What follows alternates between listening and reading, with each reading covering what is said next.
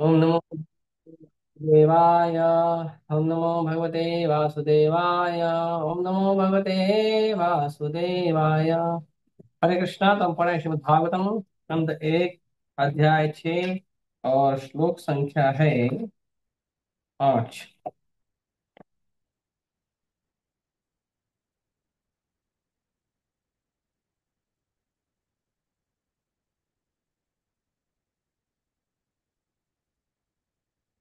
नारद उवाच भिक्षुभिः विप्रवसिते विज्ञान आदेष्ट्रिभिः आदेष्ट्रिभिः मम वर्तमान वयसि याते तत एतत् अकारशम्।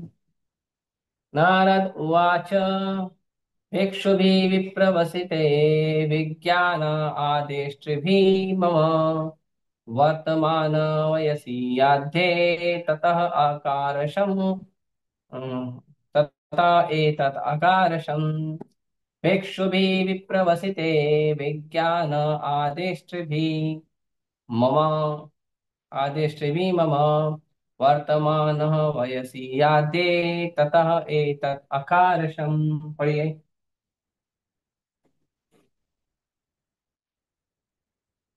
हरे कृष्ण प्रभु। हम्म। नारद उवाच भिक्षुभिर्विप्रवसितो वसिते विज्ञानादेष्टभिर्मम वर्तमानो वयस्याद्ये तत एतदकारशम्। हरे कृष्ण। और कोई? ओके। शब्दार्थ अनुवाद और तात्पर्य कृष्ण कृपा मूर्ति अभ्यानंद भक्ति वेदांत स्वामी श्रीपाद की जय। नारद उवाच।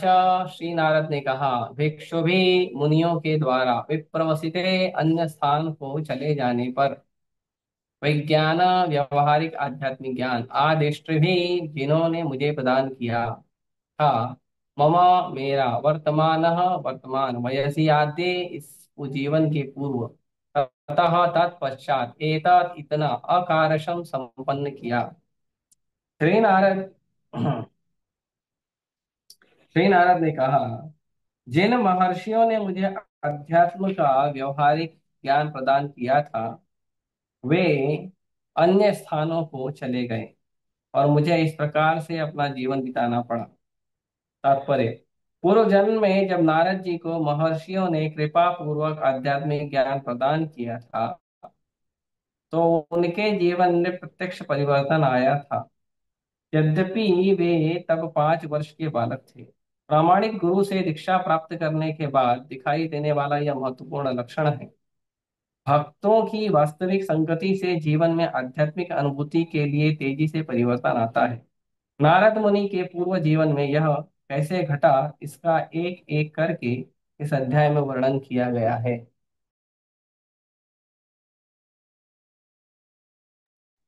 ठीक है, नेक्स्ट श्लोक।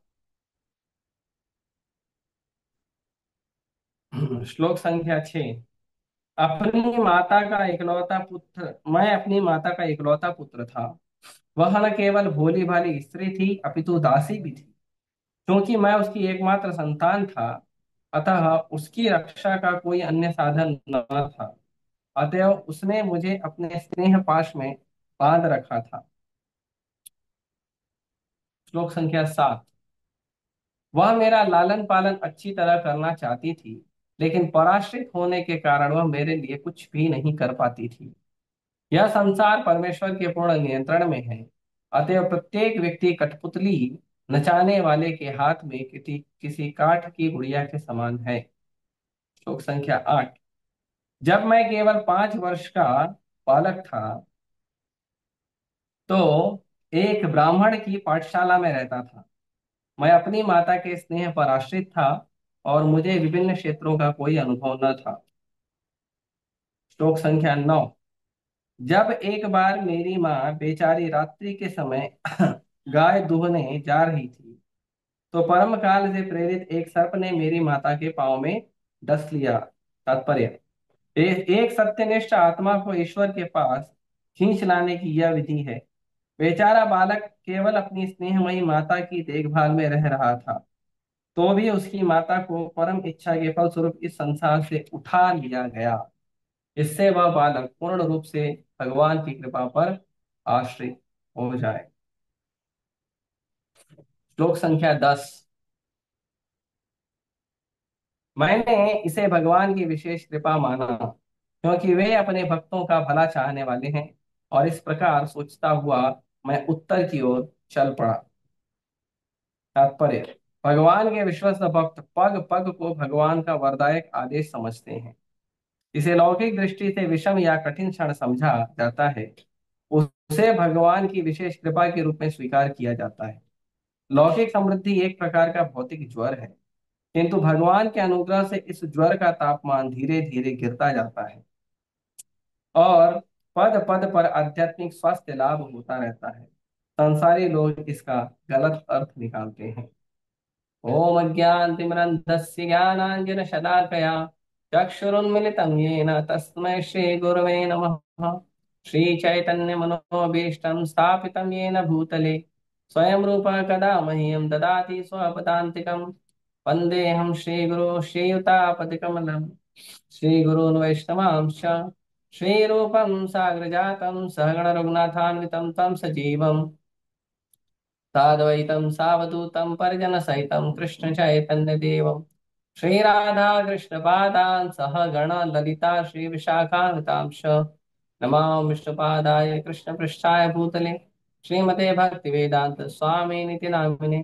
नमस्ते सारस्वते देवे गौरवाणी प्रचारिणे निर्विशेष शून्यवादी पाश्चात्य देश तारिणे। नमामि विष्णुपादाय कृष्णपृष्ठाय भूतले श्रीमते भक्ति सिद्धांत सरस्वती नामिने। श्रीवास भानवी देवी दयिताय कृपाब्धये कृष्ण संबंध विज्ञान दायिने प्रभवै नमः। माधुर्योज्वल प्रेमाढ्य श्रीरूपानुग भक्तिदा श्री गौर करुणा शक्ति विग्रहाय नमस्ते। नमस्ते गौरवाणी श्रीमूर्तये दीनतारिणे रूपानुगा विरुद्धाप सिद्धांत ध्वांतहारिणे। नमो भक्ति विनोदाय नमो गौरकिशोराय साक्षात् वैराग्यमूर्तये विप्रलम्बर साम्बोधे पादाम्बुजाय ते नमः। नमो भक्ति विनोदाय सच्चिदानंद नामिने गौरशक्ति स्वरूपाय रूपानुगवराय ते गौराविर्भाव भूमि स्वं निर्दिष्टा सज्जना प्रिय वैष्णव सार्वभौम श्री जगन्नाथाय ते नमः। वाञ्छाकल्पतरुभ्यश्च कृपा सिन्धुभ्य एव च पतितानां पावनेभ्यो वैष्णवेभ्यो नमो नमः। नमो महावदन्याय कृष्ण प्रेम प्रदायते कृष्णाय कृष्ण चैतन्य नाम्ने गौतुषे नमः। पंचतत्वात्मकं कृष्णं भक्तरूप स्वरूपकं भक्तावतारं भक्ताख्यं नमामि भक्तशक्तिकं। हे कृष्ण करुणा सिंधु दीनबन्धु जगत्पते गोपेश गोपिका कांत राधा कांत नमोस्तुते। जयतां सुरतरोर्पंगो मम बन्ध मत्सर्वस्य पादाम्भोजो राधामदन मोहनो दिव्यदृन्दारण्यकल्पद्रुमादः श्रीमद्रत्नागार सिंहासनस्थौ श्रीमद्राधा श्रीगोविन्द देवो प्रेष्ठालिभिः सेवमानो स्मरामि। श्रीमान् रासरसारम्भी वंशीवटतटे स्थितः कर्षणवेणु स्वनैर्गोपी गोपीनाथाय श्रीयस्तुनः। तप्तकाञ्चन गौराङ्गी राधे वृन्दावनेश्वरी वृषभानुसुते देवी प्रणमामि हरिप्रिये। जय श्री कृष्ण चैतन्य प्रभु नित्यानंद श्री अद्वैत गदाधर श्रीवास आदि गौर भक्तवृंद। हरे कृष्णा कृष्णा कृष्णा हरे हरे हरे राम राम राम हरे।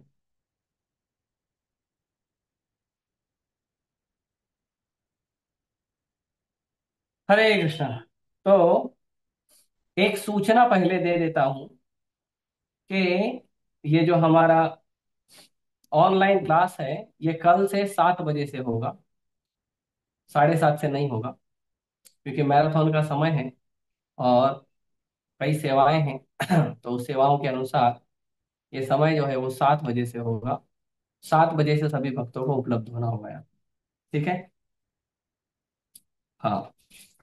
तो यहाँ पे 5 नंबर श्लोक में नारद जी कहते हैं, भिक्षुर भी विप्रवसिते विज्ञान दृष्टर दृष्टर भी मम वर्तमानो वेस्त्यादे एत तत एतद अकारशम। तो कहते हैं नारद मुनि कि जो साधुओं ने मुझे विज्ञान मतलब भगवत भक्ति का जो प्रैक्टिकल अप्लाइड नॉलेज है वो दिया।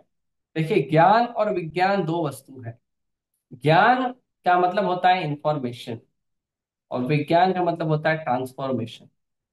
ज्ञान को जब अपने व्यवहारिक जीवन में लगाया जाता है तब उसे विज्ञान कहते हैं। ऐसा नहीं है कि विज्ञान का मतलब है मिट्टी पत्थर से खेलना, या केमिकल से खेलना, या खोपड़ी उपड़ी से खेलना, जो हड्डी हड्डी है ये सब से खेलना, इसको ज्ञान नहीं, विज्ञान नहीं बोलते। विज्ञान का मतलब होता है कि जो ज्ञान है उसी को व्यवहारिक जीवन में हमें लगाना। इसे अंग्रेजी में कहते हैं नॉलेज मतलब ज्ञान, और अप्लाइड नॉलेज मतलब विज्ञान। ज्ञान मतलब जो हमारे पास इंफॉर्मेशन है, किसी चीज की हमें जानकारी प्राप्त हो रही है, उसे ज्ञान कहते हैं। और वही ज्ञान जब हमारे जीवन में व्यवहारिक रूप में हम उसको उपयोग करते हैं तो उसको विज्ञान कहते हैं। तो भक्ति का ज्ञान हमें शास्त्रों से मिल जाता है। लेकिन जब हम भक्तों से सुनते हैं तो वो शास्त्रों का जो ज्ञान है वो भक्तों के अपने अनुभव के साथ पता चलता है। तो जब हम शास्त्र पढ़ते हैं तो हमें ज्ञान मिलता है, लेकिन जब हम किसी प्रामाणिक भगवान के प्रामाणिक भक्त से सुनते हैं तो वो उस भक्त के अनुभव के साथ ज्ञान होता है, मतलब वो विज्ञान होता है। इसीलिए भक्त जो प्रवचन देते हैं उस प्रवचन को विज्ञान कहते हैं, ज्ञान नहीं कहते। ठीक है। तो क्योंकि वो अपने अनुभव से बताता है, उसका जो भी अनुभव है वो बताता है। एक मिनट।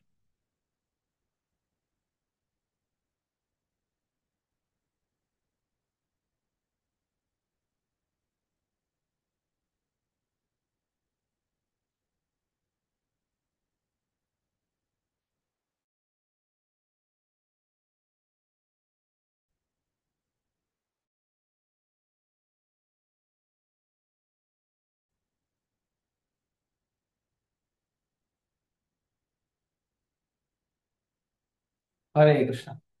तो नारद जी कहते हैं कि महर्षियों ने मुझे अध्यात्म का व्यवहारिक ज्ञान दिया। व्यवहारिक ज्ञान का मतलब होता है विज्ञान दिया। हम्म? और वे अन्य स्थानों पर चले गए और नारद जी को इस तरह से जीवन बिताना पड़ा। अब प्रश्न ये आता है कि साधु को क्या जरूरत है घर घर घूमने की। अब देखिए, नारद मुनि के यहाँ साधु आए थे, 4 महीना रुके, और 4 महीना रुकने के बाद साधु फिर आगे चले। साधु रुकते नहीं थे। ऐसे ही जो सुखदेव गोस्वामी है वो रुकते नहीं थे। सुखदेव गोस्वामी केवल गाय का दूध निकालने जितना समय किसी भी व्यक्ति के घर के पास जाते थे, जितना गाय का दूध निकालने में समय लगता है उतना ही रुकते थे। क्यों? क्योंकि वो जाते थे, भिक्षा मांगते थे, किसी ने दूध दे दिया गाय से निकाल के, उतना समय रुकते थे, दूध मिल गया, भगवान को भोग लगा के पी के और आगे चले जाते। तो सुखदेव गोस्वामी जो हैं वो भी रुकते थे केवल कुछ ही घंटों के लिए, कुछ ही घंटों नहीं, कुछ मिनटों के लिए। तो ये साधु क्यों आते हैं? क्या जरूरत है साधु को संसार में अलग अलग जगह भटकने की? और साधु संसार में अलग अलग जगह भटकते हैं तो उसका साधु का क्या प्रयोजन है, क्या कारण है, क्या उद्देश्य है कि साधु को संसार में अलग अलग जगह भटकना पड़ता है? तो उसका उत्तर देते हैं नंद महाराज, भगवान श्री कृष्ण के जो पिता हैं महाराज नंद। वो उत्तर देते हैं। वो कहते हैं, जब गर्ग मुनि को वसुदेव और देवकी ने भेजा, गर्ग मुनि को, कि जाइए और आप हमारे पुत्र और हमारे दोनों पुत्रों का नामकरण कर दीजिए। कौन दोनों पुत्र? कृष्ण और बलराम। तो इन दोनों का नामकरण करने के लिए, तो उनको नाम तो पता नहीं था क्योंकि नामकरण हुआ नहीं है। तो उन्होंने कहा हमारे दो पुत्र जो है नंद महाराज की शरण में हैं, आप कृपया करके उनका नामकरण कर। तो वो दोनों का नामकरण करने के लिए गए गर्ग मुनि। जब गर्ग मुनि गए तो उस समय नंद महाराज गर्ग मुनि को कहते हैं कि हे महात्मा, हे साधु, हे भगवान के भक्त, आप लोग संसार में गृहस्थों के घर पे आने का आपका कोई कारण नहीं। ये देखो, कई बार भ्रांति होती है कि जो साधु हैं, भगवान के भक्त हैं, वो क्या कर रहे हैं? वो वो घर घर घूम रहे हैं। क्यों घूम रहे हैं? भिक्षा मांगने के लिए। भिक्षा क्यों मांगने के लिए? खाने के लिए। अरे साधु भिखारी नहीं है, भगवान का भक्त भिखारी नहीं है। भगवान का भक्त भिखारी नहीं है। इससे फर्स्ट वाले से, फर्स्ट वाले से। हाँ ठीक है, निकालो चलेगा। भगवान का भक्त भीख नहीं मांगता है। क्यों?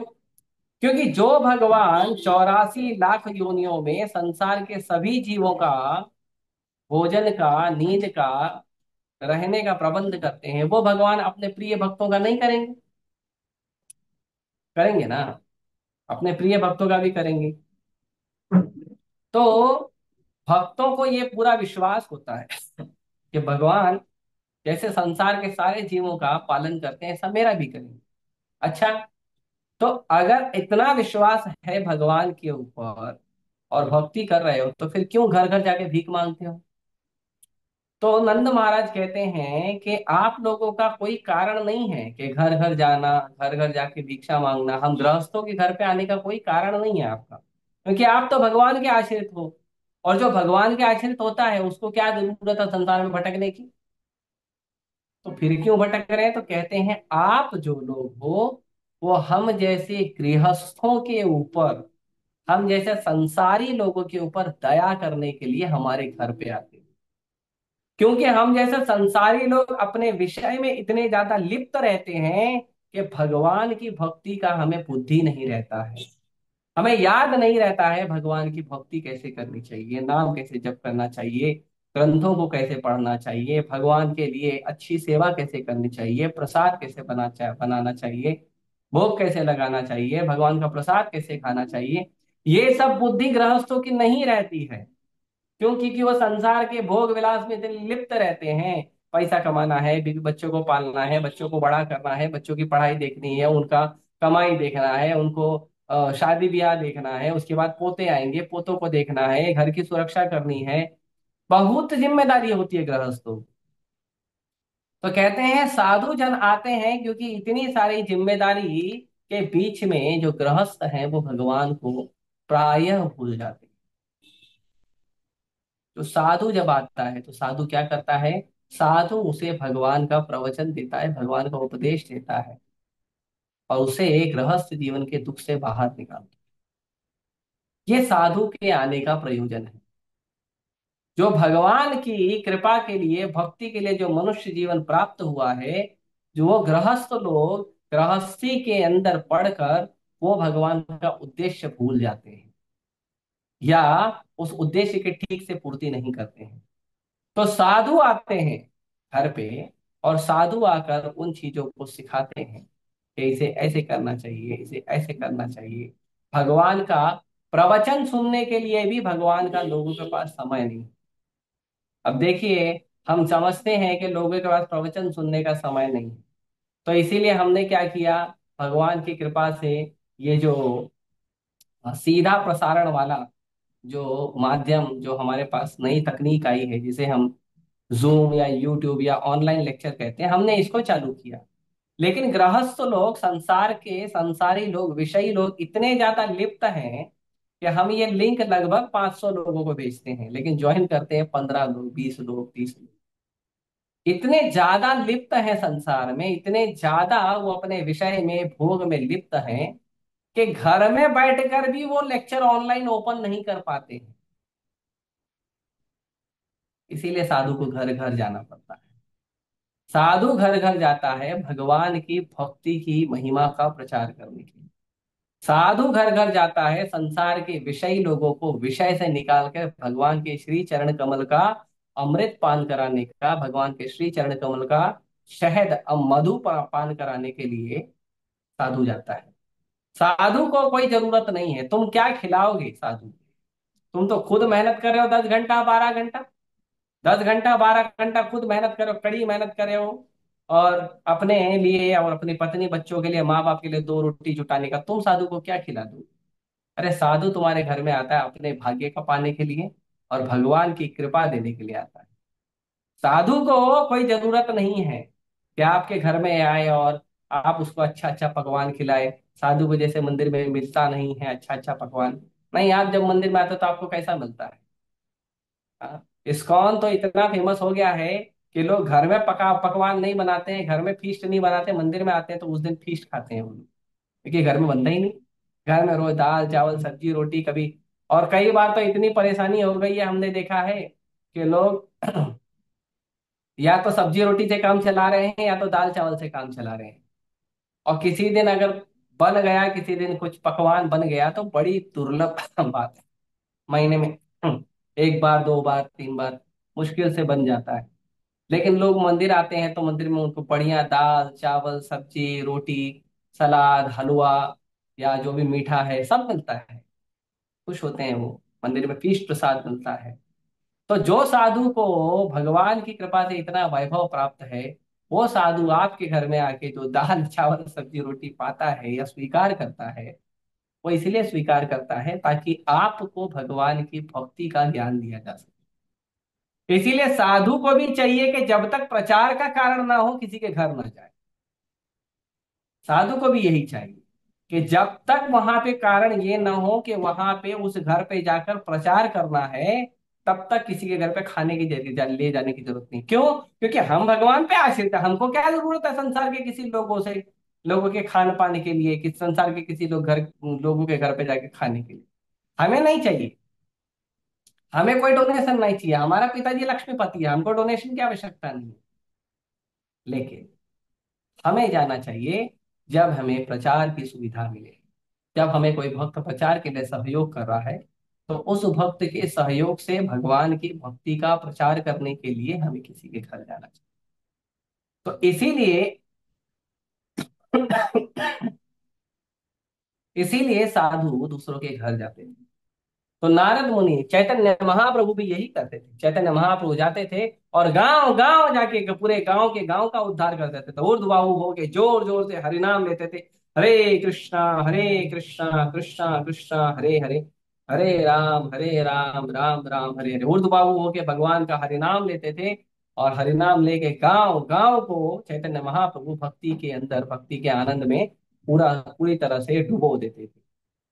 तो चैतन्य महाप्रभु इसलिए जाते थे। लेकिन चैतन्य महाप्रभु जब वर्षा के 4 महीने, अभी तो देखो पक्की सड़कें हो गई है, ट्रेन चलती है, बस चलती है, गाड़ियां चलती है, बहुत सुविधा हो गया, इसके लिए अब प्राय भक्त लोग नहीं रुकते हैं। लेकिन जो सन्यासी होते थे वो एक जगह रुक जाते थे। कहीं बाढ़ आ गई, कहीं खेत खलियान है, कच्चा रास्ता है, बारिश गिर गई, कीचड़ हो जाएगा, साधु कैसे जाएगा? आने जाने को तकलीफ होगी ना, इसीलिए 4 महीना साधु नहीं जाते थे। जहां रहते थे वहीं प्रवचन करते थे। अब इससे एक और बात यह सीखने मिलती है कि चाहे साधु एक जगह रुके, चाहे साधु क्या करे, संसार में अलग अलग जगह घूमे, साधु का एक ही काम होना चाहिए, अपना साधना करे और कृष्ण भक्ति का प्रचार करे। दूसरा कोई काम साधु के लिए है ही नहीं। उसके लिए एक ही काम है, क्या? अपनी साधना करे, अपनी साधना पर अच्छे से ध्यान दे, भगवान की अपनी भक्ति पर अच्छे से ध्यान करे, और संसार में घर घर जाके भगवान की उसी भक्ति का प्रचार करे जिस भक्ति से उसको आनंद प्राप्त हुआ है।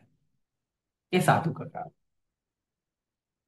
इसीलिए चैतन्य महाप्रभु ने कहा कि अपना भी उद्धार करिए और संसार का भी उद्धार करिए, दोनों का उद्धार करिए। जन्म सार्थक करिए, करो परोपकार। अपना जन्म सार्थक करिए और संसार के जन लोगों पे परोपकार करिए। तो नारद जी यहाँ पे बता रहे हैं,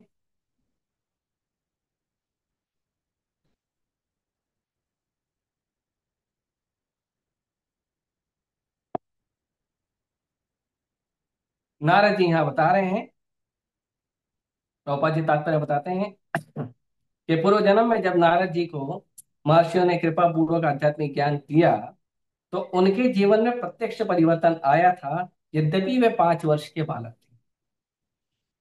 तो कोई भी व्यक्ति जब भक्ति से जुड़ता है और भक्ति करने लगता है, तो उसके जीवन में तुरंत प्रभाव पड़ता है। तुरंत उसकी चेतना जो है वो बहुत सुंदर हो जाती है, शुद्ध हो जाती है।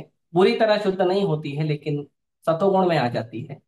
तुरंत उसके मन पे, उसके शरीर पर, उसकी चेतना पर, उसके व्यवहार में तुरंत परिवर्तन आता है कि मैं अब भक्ति कर रहा हूँ, अब मैं परम भगवान की सेवा का, उनके नाम जप का उनके ग्रंथों को पढ़ने का, उनकी शिक्षाओं को पढ़ने का मैं प्रयास करता हूँ, तुरंत परिवर्तन आता है।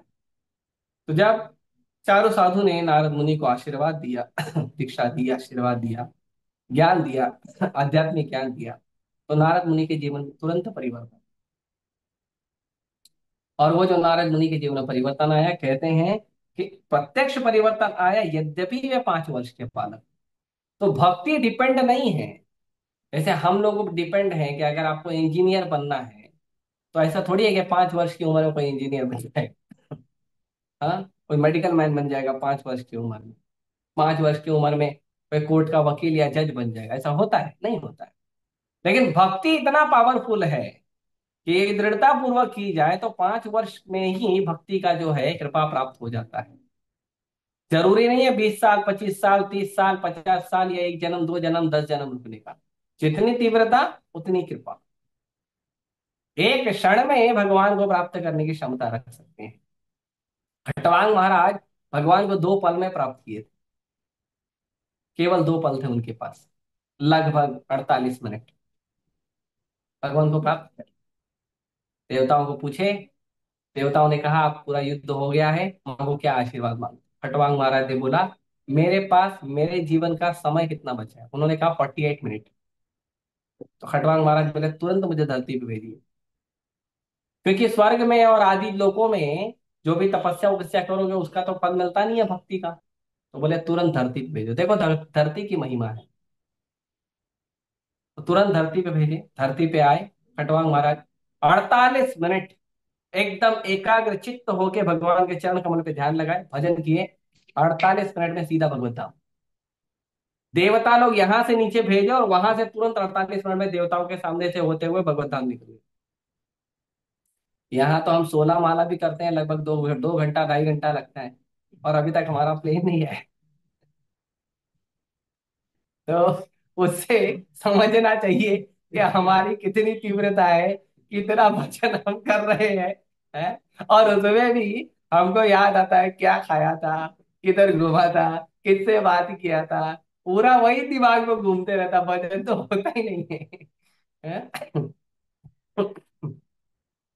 इसीलिए ध्यान पूर्वक जप करना चाहिए। जब जप करो, प्रयास करिए जो बोल रहे हो उसको सुनो, जो बोल रहे हो उसको सुनो, ध्यान रखो। जब आप जप कर रहे हो तो कुछ दूसरा काम करो, केवल जप, कोई दूसरा काम। तो प्रत्यक्ष परिवर्तन आता है और प्रामाणिक गुरु, आगे प्रभुपाद जी कहते हैं, प्रामाणिक गुरु से दीक्षा प्राप्त करने के बाद दिखाई देने वाला यह महत्वपूर्ण लक्षण है। भक्तों की वास्तविक संगति से जीवन में आध्यात्मिक अनुभूति के लिए तेजी से परिवर्तन आता है। तो इसीलिए जब हम गुरु का आश्रय प्राप्त करते हैं, गुरु से दीक्षा प्राप्त करते हैं, जब हम भक्तों का संग प्राप्त करते हैं, जब हम मंदिर आना रेगुलर चालू करते हैं, तो हमारे जीवन में धीरे धीरे परिवर्तन आता है। और ये परिवर्तन सकारात्मक परिवर्तन है जो हमें भक्ति की ओर, भगवान की ओर लेके जाता है। अगले श्लोक में कह रहे हैं कि अब इतिहास बता रहे हैं कि मैं अपनी माँ का इकलौता पुत्र था। वह न केवल भोली भाली स्त्री थी, अपितु दासी भी थी। अब नारद मुनि बता रहे हैं कि मेरी माँ जो है वो गरीब थी, दासी थी। मतलब कहीं काम वाम करके कुछ उनको रोटी कपड़ा मकान मिल जाता था, सुविधा मिल जाती थी, उससे अपना जीवन यापन करते थे। पहले के लोग पैसा वैसा थोड़ी, पैसा वैसा का उपयोग करते थे। पहले के लोग कपड़ा दे देते थे, खाने को दे देते थे, रहने को दे देते थे, कुछ सुख सुविधाएं दे देते थे। पहले के लोग पैसा वैसा नहीं देते थे। अभी तो हो गया पगार सिस्टम, और अभी पगार का डिमांड भी चलता है कि इतना पगार हम लेंगे, और उसमें बार्गेनिंग भी चलती है। पहले ऐसा नहीं होता। अभी भी मैंने कुछ सालों पहले मैंने देखा है कि कुछ गुजराती परिवारों में या राजस्थानी परिवारों में मैं देखा हूँ कि लोग क्या करते थे बचपन से। कुछ जो बच्चे हैं जो सेवा करते हैं, 10 साल, 12 साल, 15 साल के जो लोग हैं, उनको बचपन से ही अपने घर में रखते थे। बचपन से ही उन्हें रोटी कपड़ा मकान जो भी सुख सुविधा है वो देते थे, और वो पूरा जीवन भर ईमानदारी से अपने परिवार की तरह सेवा करते। जो भी उसको जरूरत है वो घर से ही मिल जाता था उनको, अपने घर के परिवार के सदस्य की तरह ही सेवा करते। तो नारद मुनि की माँ जो है वो दासी थी, और दासी थी और एक भोली भाली स्त्री थी, कहते हैं। इसीलिए उनकी जो जिम्मेदारी है, उनकी रक्षा की, माँ की रक्षा की जिम्मेदारी बच्चे के ऊपर है। अक्सर कहा जाता है कि जो बच्चा छोटा है तो उसकी रक्षा जो है माँ करती है। ये सही बात है, लेकिन यदि बच्चा छोटा भी हो तो भी वो माँ की रक्षा करता है। भले ही बच्चा छोटा है लेकिन वो माँ का एकमात्र रक्षक होता है। इसीलिए माँ का मतलब, ये माँ की जिम्मेदारी का मतलब ये नहीं होता है कि हम बच्चे को सुख सुविधा दे रहे हैं। उसका मतलब ये भी होता है कि भगवान ने जो हमें पुत्र या पुत्री दी है, जो संतान दी है, वो हमारी रक्षा के लिए, वो हमारी सेवा के साथ साथ हमारी सेवा के साथ साथ हम पर आश्रित होने के साथ साथ हमसे सुविधाएं लेने के साथ साथ वो क्या है, वो हमारी रक्षा भी। नारद मुनि कहते हैं कि मैं उनके, अतः उनकी रक्षा का कोई अन्य साधन नहीं था, अतएव उसने मुझे अपने स्नेह पाश में बांध के रखा था। क्योंकि माँ को लगा कि भाई मेरा कोई और है नहीं, मेरा मेरा बच्चा, मेरा बच्चा ही मेरा सब कुछ है, मेरा और कोई है नहीं। अकेली स्त्री रहती है तो लोग गलत गलत के विचार करते हैं अकेली स्त्री के बारे में। लेकिन अकेली स्त्री के बाद अगर मान लो एक छोटा सा भी बच्चा है तो भी वो माँ की सुरक्षा का कार्य करता है। तो नारद मुनि को की जो माँ है उसने देखा कि मेरे पास तो और कोई है ही नहीं, मेरा यही एक बच्चा है। तो नारद मुनि की माँ जो है उनको बहुत प्रेम से, स्नेह से, अच्छे से प्रेम से उसको पालन करती थी। आगे कहते हैं वो मेरा लालन पालन अच्छी तरह करना चाहती थी, लेकिन पर आश्रित होने के कारण वह मेरे लिए कुछ भी नहीं कर सकती थी। यह संसार परमेश्वर के पूर्ण नियंत्रण में है, अतएव प्रत्येक व्यक्ति कठपुतली नचाने वाले के हाथ में किसी काठ की गुड़िया के समान है। तो नारद मुनि यहाँ पे दो बात बोल रहे हैं। पहला बोल रहे हैं कि मेरी माँ मेरा लालन पालन अच्छे से करना चाहती थी, परंतु वो परंतु वो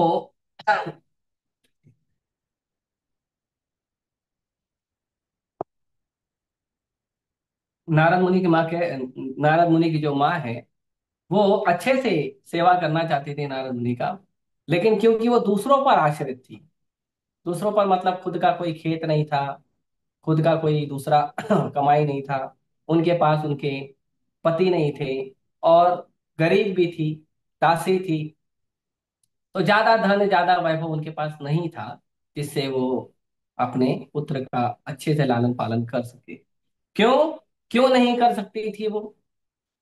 क्यों नहीं कर सकती थी? एक ही तो बच्चा था, जो चाहिए उसको वैसे कर सकती। तो कहते हैं क्योंकि ये पूरा संसार जो है ना भगवान के हाथ में, और भगवान के हाथ में सब कठपुतली है। भगवान किसी को अमीर बनाते हैं, भगवान किसी को गरीब बनाते हैं, किसी को गोरा, किसी को काला, किसी को ऊंचा, किसी को नीचा, किसी को नाटा, किसी को पतला, किसी को मोटा, ये भगवान बनाते हैं। और भगवान की कृपा से हमारे पास ये सारे धन और वैभव संपत्ति और संसार की ये सारी वस्तुएं आती हैं। इसका मतलब नहीं है कि हम आज अमीर हैं तो हम धनवान हैं, हम अपने उस अहंकार में घूमे, या मैं आज गरीब हूं तो मैं उस ग्लानि में घूमूं। नहीं, संसार पूरा कठपुतली है, भगवान ने जैसा रखा है वैसे रहिए। चाहे विधि राखे राम, ताए विधि रहिए। जिस तरह से भगवान ने रखा उस तरह से रहिए, प्रसन्न रहिए, भगवान की भक्ति करिए। जिस आप जिस भी परिस्थिति में हो, आप जिस भी संसार की सुविधाओं में हो, उसी सुविधाओं में भगवान की सेवा, भगवान का भजन करने का भाव रखिए। ये जीवन है। जीवन का मतलब ये नहीं है, देखो आज हमारे पास घर नहीं है, अगर भगवान मुझे अपना घर दे दे तो मैं भगवान की भक्ति करूंगा। अच्छा, आपका अपना घर कितने साल के लिए रहेगा? आज मान लो आप 20 साल के हो, भगवान ने आपको भगवान ने आपको एक घर दे दिया, वो घर में कितने समय तक रहोगे? 30 साल, 40 साल, 50 साल की पूरा अनंत काल तक नहीं रहोगे ना। अरे आपको परमानेंट घर चाहिए, जाओ भगवान के धाम में, वही तुम्हारा परमानेंट घर है। वहां पे सालों का नियम नहीं होगा, वहां पे सालों की काउंटिंग नहीं होगी। अपना घर चाहिए ना, तुम्हारा खुद का घर है गोलोक वृंदावन, भगवान का धाम, ये तुम्हारा परमानेंट घर। तुम्हारा परमानेंट घर है श्री श्री श्री श्री राधा रास बिहारी का मंदिर, ये तुम्हारा परमानेंट घर है। तुम्हारा परमानेंट घर नहीं है जो मिट्टी पत्थर का एक डब्बा बना लिया और उस डब्बे में हम चार दीवारी के बीच में एक छोटा सा किचन बना लिया, एक छोटा सा बाथरूम बना लिया, एक को हमने बेडरूम बना दिया, एक को हमने ड्राइंग रूम बना दिया, और उसमें हम अपना जो भी है पति पत्नी माता पिता बच्चा बुड्ढा का खेल खेल रहे हैं। वो घर है? वो घर नहीं है। वो आपके खाने के और रहने की सुविधा है, और वो भी कुछ सालों तक। जब आपका प्राण पखेरु निकलेगा तब आपको छोड़ना पड़ेगा। लेकिन परमानेंट घर है आपका राधा रास बिहारी का मंदिर, जहां पे आप नित्य रहोगे भगवान के साथ, भगवान की सेवा करते हुए। आपका परमानेंट घर है गोलोक वृंदावन, वहां पे रहोगे आप। नहीं तो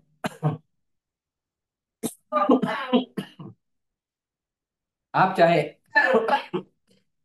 आप चाहे अमीर हो, आप चाहे गरीब हो, आप चाहे कुछ भी हो, आप हो क्या पता है? आप केवल भगवान की कठपुतली।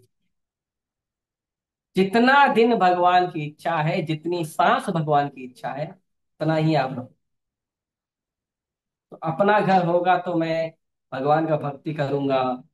पक्की नौकरी लग जाए तो भगवान का भजन भजन करूंगा। अरे पक्की नौकरी का मतलब क्या है? आज आपकी नौकरी लग गई, मान लो 2 साल 3 साल 4 साल, भगवान ना करे किसी के साथ ऐसा हो, एक्सीडेंट हो गया तो, 4 साल काम किया एक्सीडेंट हो गया तो नौकरी पक्की है। शरीर छूट गया तो एक्सीडेंट में, नौकरी पक्की है। पक्की नौकरी का मतलब है सेवक बनना। किसका? कृष्ण का सेवक। वो पक्की नौकरी है। वो नौकरी परमानेंट जॉब है। गवर्नमेंट जॉब चाहिए ना, ऐसी गवर्नमेंट का जॉब करो जो गवर्नमेंट कभी बदलती नहीं है।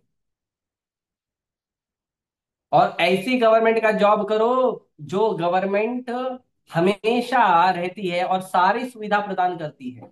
न केवल रुपया पैसा और सुविधाएं, बल्कि हमारे जीवन का, हमारे आध्यात्मिक भौतिक दोनों जीवन का सुरक्षा प्रदान करे, आनंद प्रदान करे।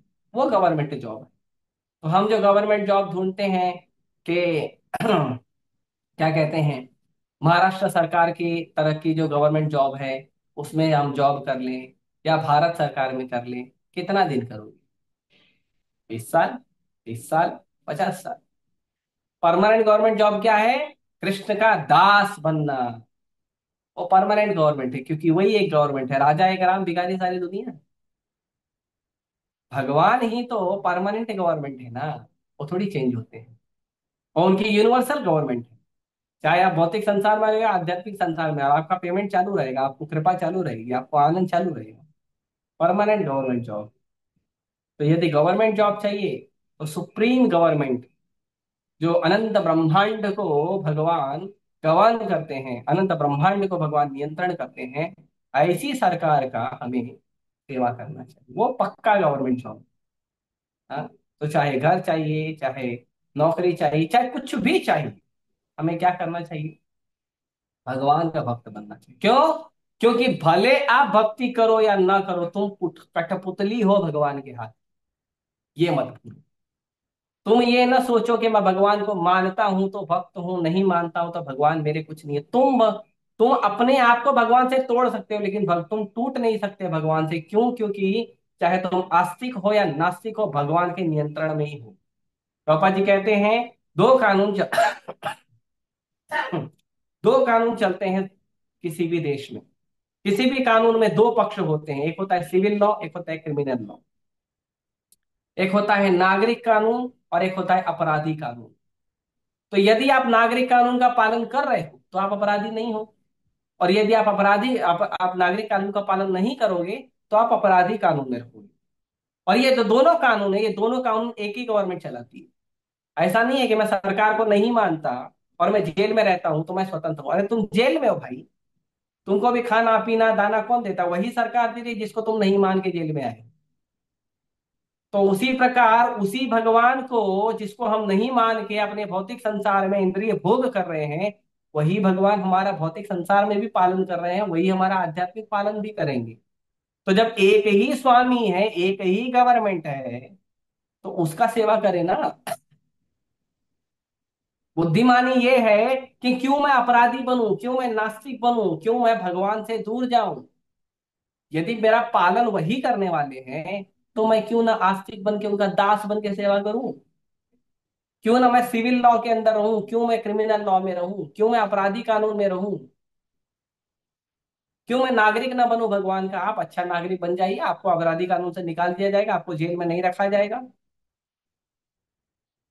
लेकिन जब भगवान को नहीं मानोगे, अपने आप को भगवान की कठपुतली नहीं मानोगे, भगवान को परम नियंता नहीं मानोगे, तो अपराधी कानून में। और भगवान को परम नियंता मानोगे तो भक्ति के कानून में रहोगे, भगवान से प्रेम करोगे, भगवान की सेवा करोगे। तो आगे कहते हैं, जब मैं केवल 5 वर्ष का जब मैं केवल 5 वर्ष का बालक था तो एक ब्राह्मण की पाठशाला में रहता था। मैं अपनी माता के स्नेह पर आश्रित था और मुझे विभिन्न क्षेत्रों का कोई अनुभव नहीं था। तो बता रहे हैं कि अब माँ गरीब थी तो रहने की सुविधा कहाँ थी, तो कहते हैं एक ब्राह्मण की पाठशाला में रहते थे। पहले गुरुकुल होते थे, गुरुकुल में बच्चा रहता था, खाना पीना नहाना धोना सब वही होता था। अभी की तरह नहीं, खाना पीना नहाना घर में, पुस्तक स्कूल में मिलेगा, जूता स्कूल में मिलेगा, बैग स्कूल में मिलेगा, अब पढ़ाई के लिए ट्यूशन लगा दो। और अब तो ट्यूशन वालों ने भी सेम धंधा खोल दिया है, ट्यूशन का भी यूनिफॉर्म। तो ट्यूशन में भी अलग से कपड़ा होगा, ट्यूशन का अलग से बैग होएगा, ट्यूशन का अलग से, ये सब पूरा बिजनेस है। पढ़ाई पढ़ाई राम जाने, ट्यूशन में भी पढ़ाई हो रही है कि नहीं हो रही पता नहीं चलता। तो इस तरह से गुरुकुल नहीं होते थे, इस तरह से ऐसा स्कूल नहीं होता था। गुरुकुल मतलब सारी साइंस। गुरुकुल में उसे math science, history, civics, geography, उसको भूगोल शास्त्र, खगोल शास्त्र, सैन्य शास्त्र सब सिखाया जाता था। उसके साथ साथ कुकिंग करना, घर का सेवा करना, झाड़ू लगाना, पोछा लगाना, विग्रह का सेवा करना, संस्कार देना, और छोटे से कैसे बात करें, अपने हम उम्र से कैसे बात करें, बड़ों से कैसे बात करें, माता पिता का कैसे सम्मान करें, गुरुजनों का कैसे सम्मान करें, भगवान का कैसे भक्ति करें, और स्वावलंबी कैसे बने। अपना लकड़ी खुद काट के लेके आओ, अपना चूल्हा खुद जलाओ, खुद कुकिंग करके खाओ। स्वावलंबी बना रहता था। एक एक आदमी इतना शक्तिशाली होता था कि अपने दम पर कुछ भी कर सकता था, अपने दम पर बड़े से बड़ा राज्य चला सकता था। महाराणा प्रताप जब हार गए मुगलों की सेना से, तो महाराणा प्रताप जंगल में रहते थे। इतने बड़े राजा जंगल में रहते, लेकिन करते क्या थे, घास की रोटी बना के खुद खा के पका के खा लेते थे। स्वावलंबी थे। अरे मैं तो राजा हूं, मेरे पास प्रजा नहीं है, मैं तो लुट गया, मैं तो बर्बाद हो गया, ऐसा थोड़ी करते थे। नहीं। और वहीं जंगल में फिर से सेना बना के आक्रमण कर दिया। ये स्वावलंबी बनाया जाता था गुरुकुल में। तो वहीं रहते थे बच्चे, वहीं खाना पीना नहाना धोना गुरु के आश्रय में। इसीलिए गुरु और गुरु की पत्नी दूसरी माँ होते थे, पूरा ध्यान रखते थे। आध्यात्मिक शिक्षा लेना, भक्ति का शिक्षा लेना, भगवान की सेवा करना सब सिखाते थे गुरुकुल में। हाँ। अब हम प्रयास करते हैं इस्कॉन में भी थोड़ा थोड़ा वैसे सिखाने का, लेकिन अब क्या करें, मॉडर्न बच्चे। हमने कभी झाड़ू नहीं लगाया, हमने कभी पोछा नहीं लगाया। अब तो यहाँ तो लगाओ, यहाँ तो भगवान की सेवा है। तो गुरुकुल में सब सिखाया जाता है। इसीलिए मेरा निवेदन है, जितने भी यूथ हैं हम तो बॉयज को ज्यादा देते हैं संरक्षण, क्योंकि आजकल का मॉडर्न समय है। तो सिस्टम तो यही है, बॉयज को दे। तो जितने भी लोग, आप लोग जो ब्रह्मचारी बनना चाहते हैं वो तो आएंगे, ट्रेनिंग लेंगे, ब्रह्मचारी बनेंगे। लेकिन जो ब्रह्मचारी नहीं बनना चाहते हैं, जो सोचते हैं कि हम गृहस्थ बन जाएंगे, वो भी प्रयास करें, कम से कम 4 साल 5 साल ब्रह्मचारी बन के बाद में गृहस्थ बने। क्योंकि तब ट्रेनिंग हो जाएगा, आप स्वावलंबी बन जाओगे, मजबूत बन जाओगे, आपके विचार खुले होंगे, आप ज्यादा शक्तिशाली होंगे, बहुत सारे गुण होंगे आपके अंदर, ज्यादा अच्छे से सेवा कर सकते हो अपने गृहस्थ जीवन का। तो जैसे संसार में यहाँ वालों भटक रहे कुत्ता बिल्ली की तरह, और फिर क्या, बीवी ने भी नहीं बनाया और पति ने भी नहीं बनाया, क्या है, जोमेटो स्विगी, लो खाओ। पता नहीं क्या क्या डाल के बनाता है वो। खुद तो खाने के लिए बना नहीं रहा, तुम्हारे खाने के लिए बनाना है, उसको तो चाहिए माल, पैसा चाहिए। वो क्या डाल के बना रहा है वो तो आप ही जानो। बहुत सारे होटल का न्यूज आ ही जाता है, आप लोग सुने ही हो। तो इस तरह से तो जो छोटा बालक है वो गुरुकुल में रहता था, और वो अपनी माँ के स्नेह पर आश्रित था, और उसको कुछ ज्यादा ज्ञान नहीं था। छोटा सा बच्चा है, 5 साल का, क्या ज्ञान होगा। गुरुकुल में रहता था, माँ के साथ रहता था। आगे कहते हैं कि एक बार जब मेरी माँ बेचारी रात्रि के समय गाय दूहने जा रही थी, तो परम काल से प्रेरित एक सर्प ने मेरी माता के पैर में डस लिया। अब देखिए, ये तो दुख की बात है। एक ही तो हमें स्नेह देने वाला, प्यार देने वाला व्यक्ति है, हमारी माँ। पूरी दुनिया में कोई है ही नहीं, केवल हमारे पास माँ है। पूरी दुनिया में कोई नहीं है, और उसको भी भगवान ने मार दिया। बताओ, अच्छी बात है क्या? मतलब अब मैं आपकी भक्ति कर रहा हूँ, मैं आपकी भक्ति कर रहा हूँ, मैं आपका सेवा कर रहा हूँ, मैं आपका नाम जप कर रहा हूँ, मैं ग्रंथों को पढ़ रहा हूँ, आपका भोग लगा के आपको प्रसाद दे रहा हूँ, और आप क्या कर रहे हो? जो एक मेरी माँ है, जो मेरा अकेला एकमात्र सहारा है, मेरा प्रेम देने वाला एकमात्र माध्यम है, उसको ही उठा लिया, उसको ही मार दिया। आज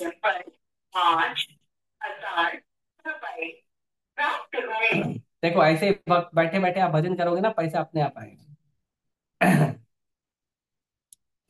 तो कोई क्या कहेगा कि देखो भगवान ने उठा लिया, भक्ति का देखो फल, भगवान ने उठा लिया, मार दिया ना माँ को। अब क्या, अब घूमो पूरी जिंदगी दुनिया में अकेला। एक ही बच्चा था, छोटा सा, 5 साल का बेचारा बच्चा था, उसकी भी माँ को मार दिया।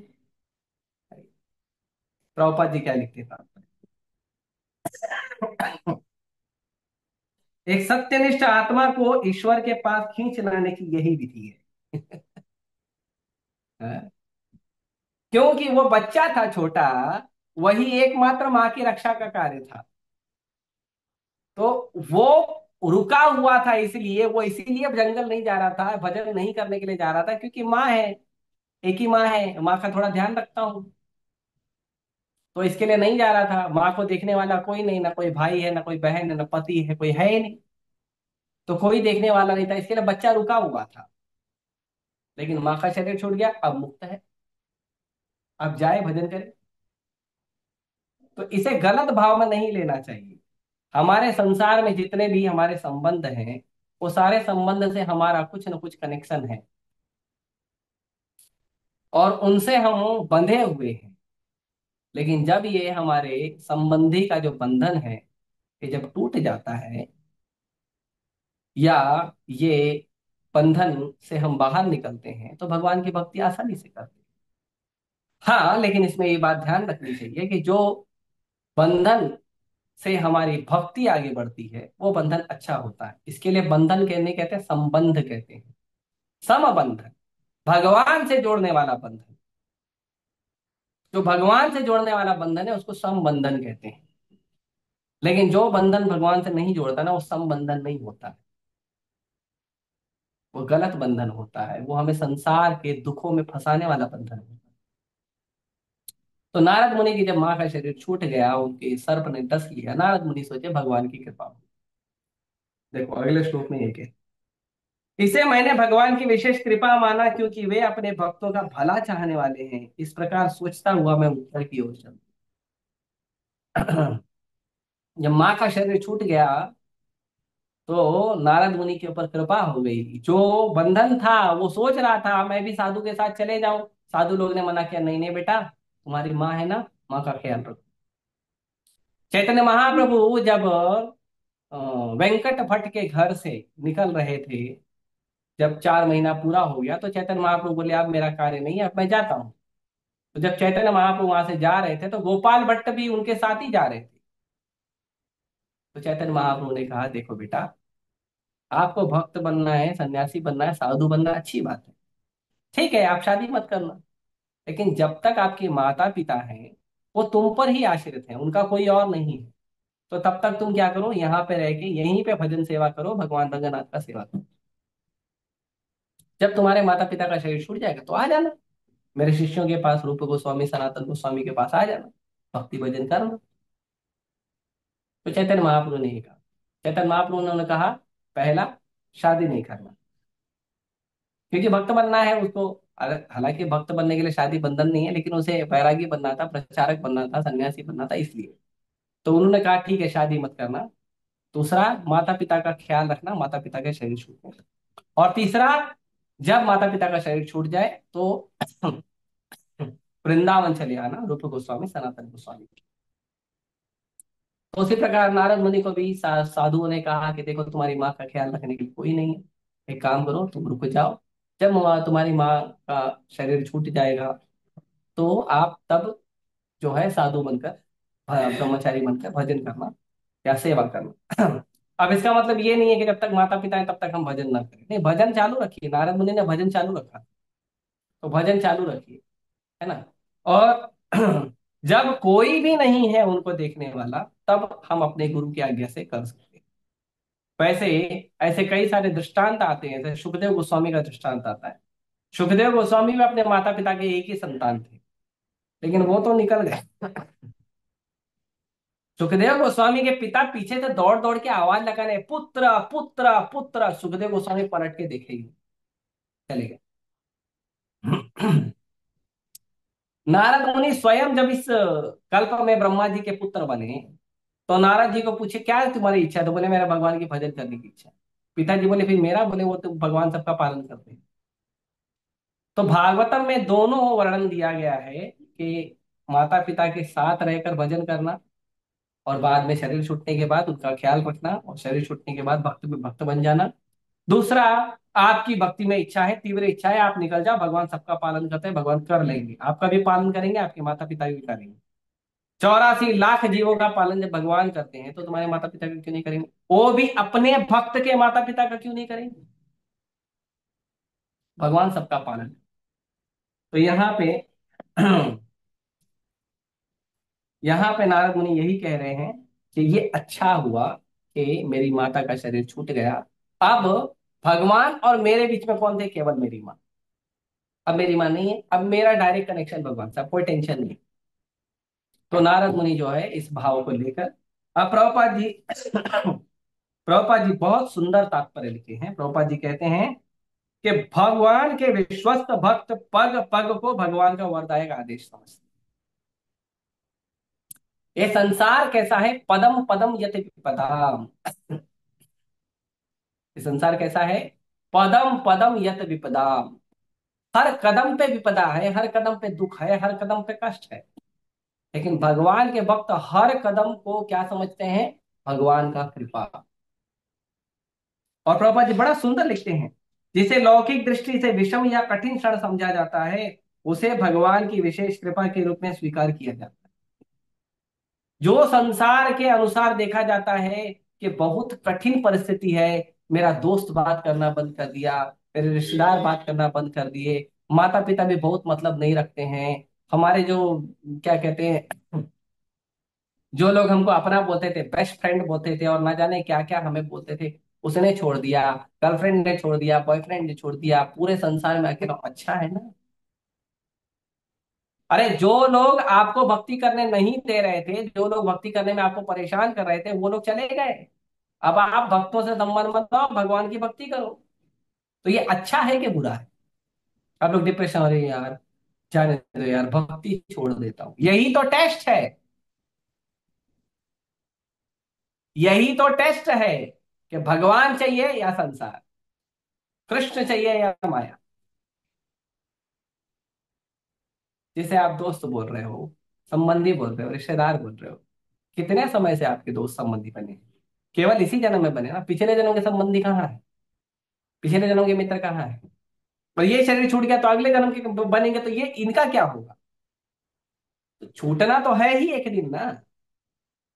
अब वो आपकी भक्ति में बाधा बन रहे हैं, आप भक्ति कर रहे थे, उन्होंने छोड़ दिया, मतलब वो आपकी भक्ति में बाधा बन रहे थे, छोड़ दिया तो अच्छा हुआ।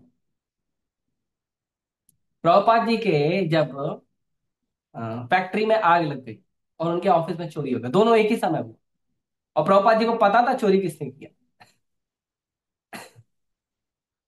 लेकिन जब प्रभुपाद जी के फैक्ट्री में आग लग गया, घर में उनके ऑफिस में चोरी हो गया, और घर में उनकी पत्नी से अनबन हो गई, पता है प्रभुपाद जी ने क्या कहा।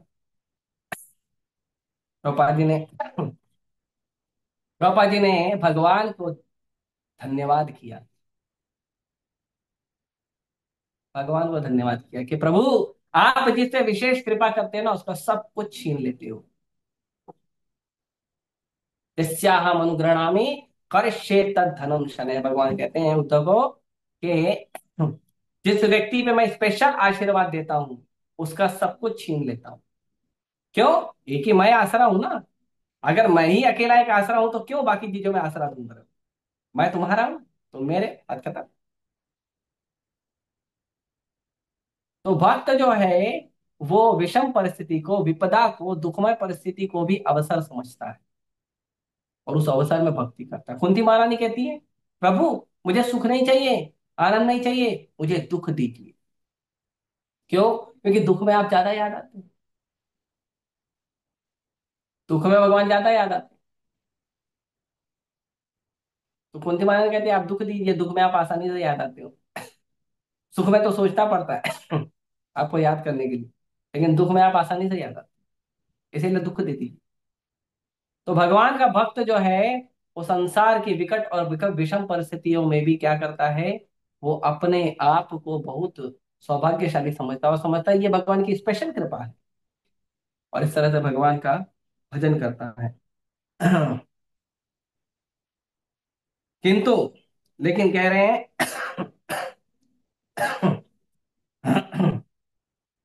लौकिक समृद्धि एक प्रकार का भौतिक ज्वर है, किंतु भगवान के अनुग्रह से इस ज्वर का तापमान धीरे धीरे गिर जाता है। हमें अगर भौतिक संसार में बहुत सारा सुख सुविधा वैभव मिल रहा है ना, तो ये क्या है पता है? ये एक तरह का बुखार है, बीमारी है।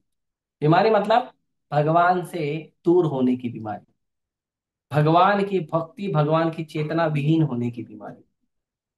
तो ये जो बीमारी है ये भौतिक समृद्धि होती है। भगवान बोलते हैं भगवद गीता में, भोग ऐश्वर्य प्रसक्तानाम तया अप्रत चेतसाम व्यवसायत्मिका बुद्धि समाधो न विधीयते। जो व्यक्ति भोग और ऐश्वर्य में लगा है उसकी चेतना, उसकी बुद्धि 10 विभागों में बंट जाती है और उसका चेतना कभी भी समाधि में नहीं लगता है, कभी भी भगवान के चिंतन में नहीं लगता।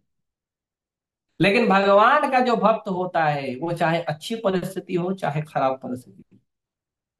जब प्रभुपाद जी का भगवान ने सब कुछ छीन लिया तो भी प्रभुपाद जी भगवान के चरण कमलों के स्मरण में रहते थे।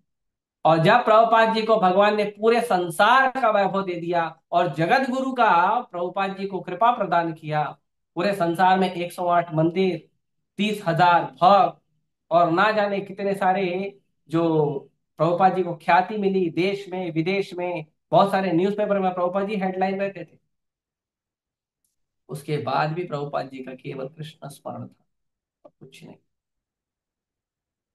इतने बड़े वर्ल्ड आचार्य, लेकिन उसके बाद भी प्रभुपाद जी क्या है? केवल कृष्ण की सेवा। प्रभुपाद जी को जब पूछा गया कि आप भगवान हो, प्रभुपाद जी ने कहा नहीं, मैं भगवान का सेवक। फिर प्रभुपाद जी ने कहा सॉरी सॉरी मैंने गलत बोल दिया, एक्चुअली मैं भगवान का सेवक बनने का प्रयास कर रहा हूँ। वो भी हेडलाइन बन गया एक साधु आया खुद को भगवान नहीं बोलता, भगवान का सेवक बोलता है। तो भक्त का जीवन ऐसा ही होता है, चाहे कोई विपदा हो चाहे कोई अवसर हो। भक्त का जीवन कैसा होता है? भक्त का जीवन होता है सदैव कृष्ण पे आश्रित, और हमारा जीवन का क्षण प्रतिक्षण भगवान की कृपा है। जब भगवान हमें आनंद दे रहे हैं तो भगवान हम पर विशेष कृपा कर रहे हैं, हमें प्रसन्न रख रहे हैं। और जब हमें भगवान दुख दे रहे हैं तो भगवान हमें मजबूत कर रहे हैं आने वाली परिस्थिति से लड़ने के लिए। आने वाली परिस्थितियों को में हमें कैसा व्यवहार करना चाहिए उसके लिए भगवान हमें तैयार कर। लेकिन भगवान कभी दुख नहीं देते। भगवान देते हैं आपदा और अवसर, और आपदा में अवसर ढूंढना भक्त का काम। और यदि वक्त अपने गुरु के या अपने मार्गदर्शक के अ, मार्गदर्शन में रहेगा तो उसको आपदा में भी अवसर मिलेगा। इसके लिए इसका हम प्रयास कर सकते हैं। ठीक है, मैं यही रोकता हूँ शब्दों को, समय हो गया है। किसी भक्त का कोई प्रश्न है तो पूछ। हरे कृष्ण। Any question? पूछो।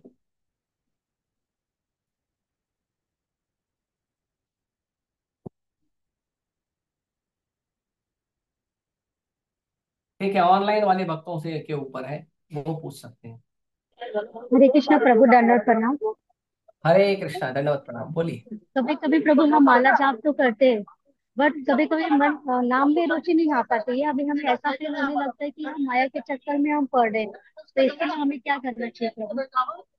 नाम में रुचि नहीं आता है प्रेम तो है प्रभु जी, बट कभी कभी हम माया के चक्कर जैसे ऑफिस के टाइम में हम काम ज्यादा होता है तो हम क्या होता है वहाँ पे थोड़ा बिजी हो जाते हैं। तो हम जब माला करने जाते हैं तो हमें ऐसा लगता है कि कितनी जल्दी हो जाए, वही टाइमिंग क्यों लगने लगता है ऑफिस। तो जब क्वालिटी अच्छा नहीं है तो क्वांटिटी पे फोकस करिए। जब आपका क्वालिटी नहीं हो रहा है तो भी क्वांटिटी पूरा करिए, कम से कम 16 माला जप करिए।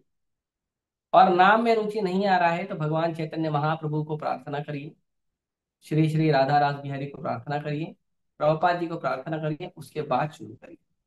जनरली जो भक्त लोग हैं जो जप करते हैं, उनसे मेरा निवेदन है कि आप जप जब शुरू करते हो तो डायरेक्ट जप शुरू मत करो, पहले भगवान को प्रार्थना करो।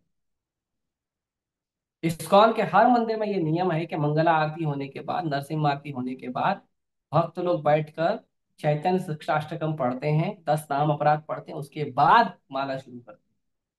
तो आप चैतन्य महाप्रभु से आशीर्वाद प्राप्त करिए, प्रभुपाद जी को प्रणाम करिए, राधा रास बिहारी को प्रणाम करिए और फिर जप शुरू करिए। भले आप कहीं जा रहे हो, रास्ते में भी जा रहे हो तो प्रणाम तो कर ही सकते हो, भगवान को ऐसे हाथ जोड़ के प्रणाम तो कर ही सकते हो, या मन में प्रणाम कर दो कि प्रभु कृपा करो आपका नाम जप करने जा रहा हूँ। तो देखिए, जो नाम में रुचि होना, ये तो आशीर्वाद से होगा ना। और दूसरा प्रैक्टिस से होगा, कितना अच्छा हमारा प्रैक्टिस है। इसीलिए मैं कहता हूं कि जब हम जप कर रहे हैं कम से कम इतना ध्यान रखें कि कोई दूसरा काम ना करें। कोई दूसरा नहीं, ये नहीं कि आप दाएं हाथ में माला है और बाएं हाथ में मोबाइल, ये क्या है? गलत बात है ना। भगवान आपके सामने आके खड़े हो गए, आप भगवान को हरे कृष्णा कृष्ण कृष्ण हरे हरे, हरे राम राम राम हरे हरे, भगवान को बुलाए, भगवान आके खड़े हो गए और आप भगवान के सामने बैठ के मोबाइल देख रहे हो, हरे कृष्णा, भगवान सामने बैठे हैं, आप देख रहे हो हरे कृष्णा। इंसल्ट है।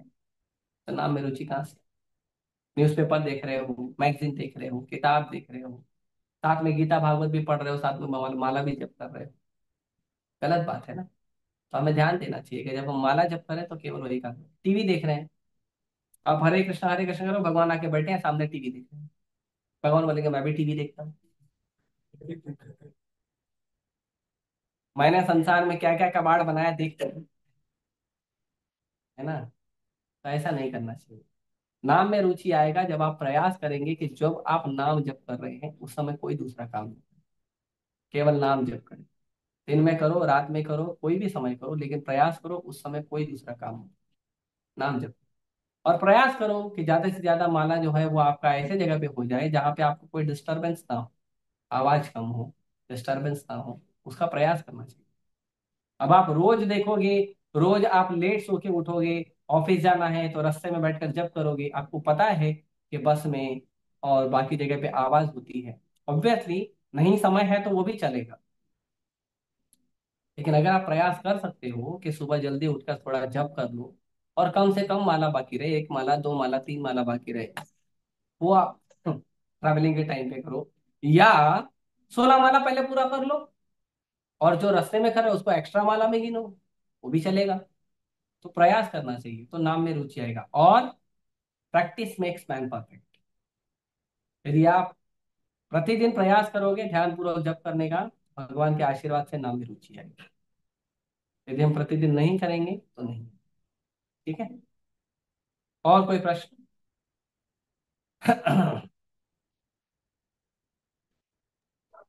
हरे कृष्ण प्रभु। और मॉर्निंग जैसे प्रभु जी हम 12 साढ़े 12 बजे सो जाते हैं, बट सुबह का हम 4:30 बजे क्या 5 बजे का अलार्म लगा के रखती हूँ, बट वो नहीं उठ पाते प्रभु जी। उठती हूँ लेकिन फिर ऐसा होता है कि नहीं अभी थक गई हूँ, थोड़ा और सो लो। देखिए, अब तो ये आपके शरीर का संघर्ष है, अब इसके अंदर मैं क्या करूँ, है ना।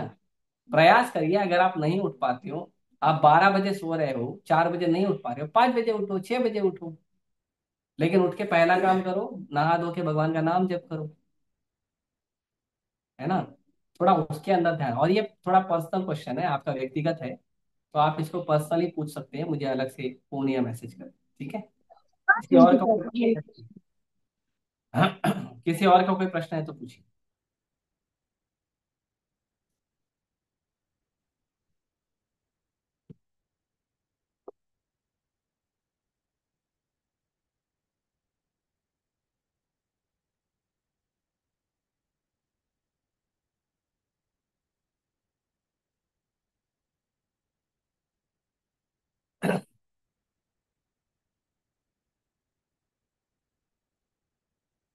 हरे कृष्ण प्रभु जी। हाँ बोलिए। प्रभु जी, जैसे प्रभुपाद जी का के साथ इंसिडेंट हुआ तो उन्होंने एक्सेप्ट कर लिया कि ये भगवान की मर्जी है, हम्म। और उनको अच्छा लगा कि छीन लिया तो मैं भगवान की तरफ ज्यादा जा पाऊंगा। हमारे अंदर वो फीलिंग कैसे आएगी? हम लोग तो हाँ मतलब फीलिंग आएगी जरा भी क्योंकि कुछ गायब हो जाए तो परेशान हो जाते हैं। हाँ तो यही तो हमारा ट्रेनिंग है ना। यही तो हमारा ट्रेनिंग है तो वो कि पेशेंस हमें ये कैसे बात आए? कि हमें ये बात पूरी तरह समझ में आ जाए कि जो भी हम्म। है मेरा वो कृष्ण का है। जी। सर्वस्व तुम्हारे चरण संपिया। भगवान सब आपका ही है। आपने ले लिया तो अच्छी बात है, नो प्रॉब्लम। और अच्छा है आपने ले लिया। अभी मैं आपको कोई सामान दूं, आपकी जिम्मेदारी हो जाएगी उसकी। घर जी। घर दूंगा, जिम्मेदारी हो जाएगी। गाड़ी देंगे, जिम्मेदारी हो जाएगी। है ना। कुछ नहीं रहेगा तो कोई जिम्मेदारी नहीं, चुपचाप भजन करना है। तो ये तो हमारी बुद्धिमत्ता है कि जो चीज हमें जिम्मेदारी दी गई है उस चीज को हम अपने आसक्ति लगन मेरा है, आपका नहीं है। हम्म। ये संसार में आपका है क्या बताइए? आप खुद भी आपके नहीं हो। आप खुद भगवान के अंश हो। शरीर भगवान ने दिया, भूमि अपु अनलो वायु धरती अग्नि जल वायु आकाश मन बुद्धि अहंकार से आपका शरीर बना है। हम्म। उसके बाद आपको इस संसार में आने के पहले तो हमने कोई एप्लीकेशन नहीं लिखा था, माँ ऐसी चाहिए, बाप ऐसा चाहिए, भाई ऐसा चाहिए, बहन ऐसा चाहिए, पति ऐसा चाहिए, पत्नी ऐसा, वो तो नहीं लिखा था। वो भी भगवान ने हमारे कर्मों के अनुसार जो सबसे उत्तम था वो चुन कर दिया। हम्म। उसके बाद हमारे जीवन में जो भौतिक ऐश्वर्य है, जो नाम है, वो भी भगवान ने हमारे कर्मों के अनुसार जो सबसे उत्तम था वो दिया। तो हम्म। सब तो भगवान ने दिया। जब भगवान देने वाले ने जब वापस ले लिया तो प्रॉब्लम क्या है? तो हम दुखी क्यों हो रहे? जैसे मान लो कि मैं आपको ये पेन देता हूँ कि हम्म। माता जी पेन लीजिए, हम्म। इसको यूज कीजिए। ठीक है। हम्म। बाद में मेरे को लगा कि नहीं, ये पेन आपको आपसे वापस ले लेती है, मैंने वापस ले लिया, तो आप दुखी क्यों हो रहे हो? वो ही चीज तो मुझे पूछनी है कि वो दुख कैसे कम हो जाए। तो वो दुख कम होगा जब भगवान को परम नियंता स्वीकार करेंगे और ये स्वीकार करेंगे कि सब कुछ भगवान का है, हमारा कुछ भी नहीं अच्छा, जब तक कथा सुनते हैं फिर भी ये चीजें आती हैं, चलो सब कुछ भगवान का है, लेकिन जैसे ही हम अपने काम काज में फिर है। से घुसते हैं फिर वो रिटर्न आ जाता है। तो आप रोज कथा सुनेंगे ना तो धीरे धीरे ये चेतना बढ़ जाएगी। मैं कोशिश करती हूँ कि मैं रोज ही सुनूं। तो जिस दिन नहीं सुन सको उस दिन रिकॉर्डिंग सुन लेना। ठीक है। जी। जी। तो ज्यादा कथा सुनिए, अगर ऐसा हो रहा है, कथा से जी। प्रभाव हो रहा है तो ज्यादा कथा सुनिए। कभी मेरा सुन लीजिए, कभी प्रभुपाद जी का सुन लीजिए, ज्यादा कथा सुनिए। ज्यादा कथा सुनोगे तो ज्यादा जल्दी चेतना बनेगा, राइट। जी। ठीक जी है, प्रभु। धन्यवाद। हरे कृष्णा।